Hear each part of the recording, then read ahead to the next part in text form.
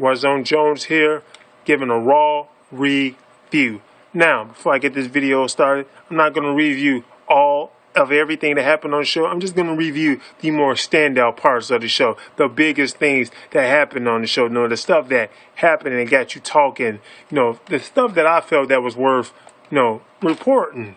So here we go. Raw review, Chicago, Illinois, my hometown, CM Punk's hometown. Now, I started off with CM Punk versus Jerry the King Lawler. Well, not versus Jerry the King Lawler. These guys were fighting backstage. Well, I guess that is versus. These guys were fighting backstage. And Jerry the King Lawler, he gets taken out. Now, they didn't say the reason why they was fighting backstage, but later on through the night, CM Punk has said that Jerry the King Lawler had attacked him. Like he said, he just attacked him. He didn't say the necessary reason why. He just said that he got attacked by Jerry King Lawler. Now, he could be lying. Let's be honest here. Because, CM Punk he's basically a heel. But then again, maybe it's the truth. Who knows? We have to wait until Jerry Lawler comes back. Because he got taken out. And The Miz had to take his spot. The Miz had to take his spot, and commentate for Jerry King Lawler for the rest of the night. But the show officially starts with Sheamus. It starts out with Sheamus. He comes out, but after he comes out, CM Punk comes out and interrupts Sheamus.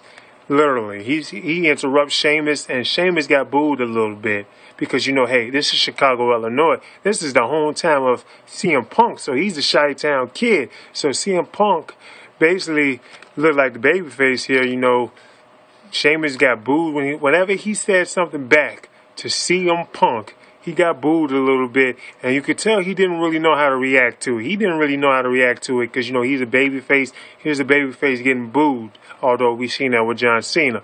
But Cena know how to react to it. Sheamus clearly did. He didn't know how to react to it. You can just tell. But as these guys are bickering at each other, AJ comes out there skips out there and makes a match between CM Punk and Sheamus. And she also makes a match between John Cena and Alberto Del Rio. Now, the match between Sheamus and CM Punk, I thought was a little weird that you would make a match like that because here's your two world champions. That's almost, like WrestleMania worthy. Like, you want to get that match for free, regardless if it's for the title or not? But moving on to another match with Dolph Ziggler versus Randy Orton. Now, I remember thinking, are we seriously going to see this match again? Like, how many times are we going to see this match on the same spot of the card? We've seen these guys wrestle before. Do we really need to see it again? But despite the fact that we saw it again, it was still pretty decent. It was still pretty good. Dolph Ziggler is your winner. He beats Randy Orton. And I thought that was a little weird because, Randy Orton just got back. They're clearly pushing him for a world title. And he's like the second babyface, or maybe the third most popular babyface. But, moving on from that, let's get to the match between Sheamus and CM Punk. At least the match that we thought was going to be Sheamus and CM Punk, because that match did not happen. You know why? Because CM Punk walked out. And here's the weird part about it. The man still got cheered. Well, it's not really weird because it's Chicago. So CM Punk at this point, he could basically act like a heel like all day, and everybody was going to cheer him. He was getting cheered. He was acting like a heel all night, and he was still getting cheered, so it didn't matter. So he walked out, and he took the day off. He said that he can do that because in his contract, he had specific days where he can just take off. So Memorial Day, this day, was the day where he can literally just take off and not get fired for it. So that's what he did. He left. He left the match, and he got replaced by Jack Swagger. So now we got Jack Swagger versus Sheamus. So, who do you think win this match? It's really not hard to figure out that Sheamus won this match. Let's be honest here. Jack Swagger wasn't going to win this match. He stood no chance in hell of winning this match. It wasn't a squash match, but it might as well have been because, Jack Swagger hasn't won a match in, 1 month, 2 months, 3 months, 4 months.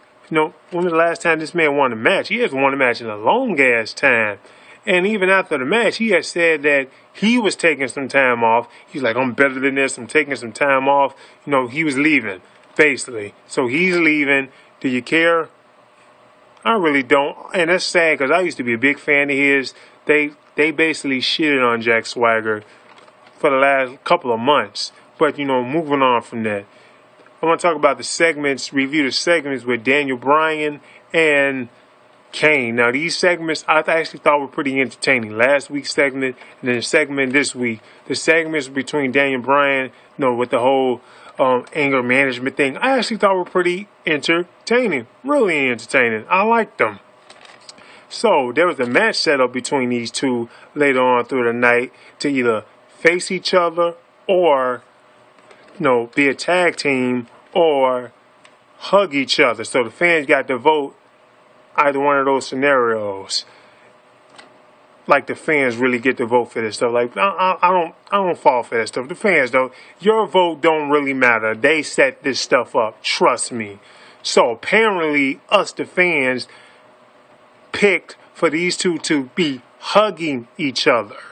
But despite the fact that these two were hugging each other, it was still pretty entertaining, I thought. So, it took a long while for them to hug each other. It took them like 3 minutes to hug each other, but they eventually hugged each other, and soon hugging went from pushing, then it went from pushing to punching to Kane chokeslamming Daniel Bryan and grabbing the chair, and then he was getting ready to hit him with the chair, and basically it all went to hell eventually. So these guys did fight each other, just not in a sanctioned match. So we are going to get a feud between two heels, Kane and Daniel Bryan.